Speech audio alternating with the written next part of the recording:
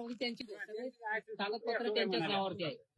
प्रियाताई काही म्हणू शकतात, पण हा प्रश्न जो आहे हा ते सर्वोच्च न्यायालयाच्या विचाराधीन आहे. आता सर्वोच्च न्यायालय या संदर्भात निर्णय देणार आहे, पण त्यापूर्वी लोक न्यायालयाने हा निर्णय 2024च्या विधानसभा निवडणुकीत दिलेला आहे. आणि लोक न्यायालयाने शिवसेना ही सन्माननीय एकनाथराव शिंदेजींची आणि राष्ट्रवादी ही अजितदादा पवारांची आहे. यावर शिक्कामोर्तब केलेलं आहे. ठीक आहे, आता सुप्रीम कोर्ट काय करतात याकडे सगळ्यांचं लक्ष आहे, पण सुप्रीम कोर्टही हाच निर्णय दिला अशी आम्हाला अपेक्षा. जनगणनेच्या दुसऱ्या टप्प्याच्या अधिवेशनाची सूचना जारी केलेली आहे. पहिल्यांदाच जातनिहाय माहितीची नोंद त्याच्यामध्ये भरली जाणार आहे. पहिल्यापासून आम्ही सांगत होतो की केंद्र सरकारने जातनिहाय जनगणना ही घोषित केलेली आहे. तिथे टप्पे असतात, त्यानुसार ते होईल.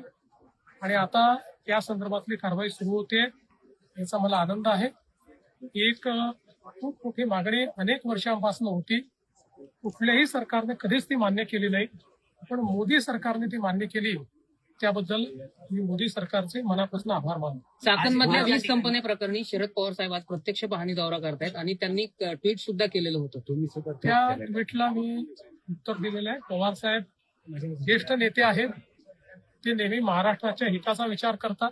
म्हणूनच त्यांच्यापर्यंत चुकीची माहिती जाऊ नये या दृष्टीनं खरी माहिती मी त्या ठिकाणी दिली. सर्वात जास्त कंपन्या महाराष्ट्रात सुरू झालेल्या आहेत. सर्वात जास्त फंक्शनल कंपन्या महाराष्ट्रात आहेत. ज्या नॉन फंक्शनल कंपन्या आहेत, ज्या कधी सुरूच होऊ शकलेल्या नाहीत, त्याचा आकडा देऊन काही लोक फसवेगिरी करतायत. मात्र आता माझ्या ट्विट नंतर सगळ्या गोष्टी समोर आल्या आणि चाकणचा जो विषय आहे तो निश्चितपणे गंभीर आहे, तो आम्ही गांभीर्याने घेतलेला आहे. असं लक्षात येत आहे की 5-7 एजन्सीजमुळे त्याचा कोणी वाली नाहीये. त्यामुळे जिल्हाधिकाऱ्याला त्याचा वाली करून त्यांच्या अंतर्गत सगळ्या एजन्सीजचं कॉर्डिनेशन करण्याचा आम्ही प्रयत्न करतो आणि त्यातनं तिथले ज्या काही समस्या आहेत त्या आम्ही दूर करू. काल खरं म्हणजे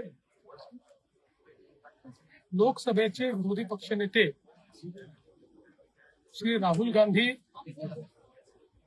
यांनी जो चिचोरेपणा केला, कुठल्याही परिस्थितीत अशोभनीय अशा प्रकारचा आहे. ज्या प्रकारे देशाच्या प्रधानमंत्र्याचा तर अपमान केलाच, पण त्याचवेळी इटलीच्या महिला राष्ट्रप्रमुखाचा इतक्या खालच्या दर्जाला जाऊन त्यांनी जो अपमान केला, या देशामध्ये अशी चिचोरगिरी यापूर्वी कुठल्याही नेत्याने केली नव्हती. गल्लीतले नेते देखील अशा पद्धतीने वागत नाहीत. खरं म्हणजे माझं तर असं मत आहे की राहुल गांधी आणि संदीप दीक्षित यांनी राष्ट्राची माफी मागितली पाहिजे. कल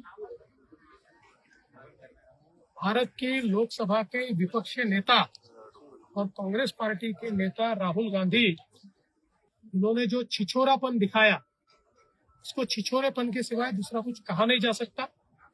ऐसा छिछोरा नेता इससे पहले भारत ने कभी देखा नहीं. जिस प्रकार से मंच के ऊपर प्रधानमंत्री जी को तो अपमानित किया, लेकिन इटली की एक महिला राष्ट्र प्रमुख को जिस प्रकार से अपमानित करने का काम हुआ.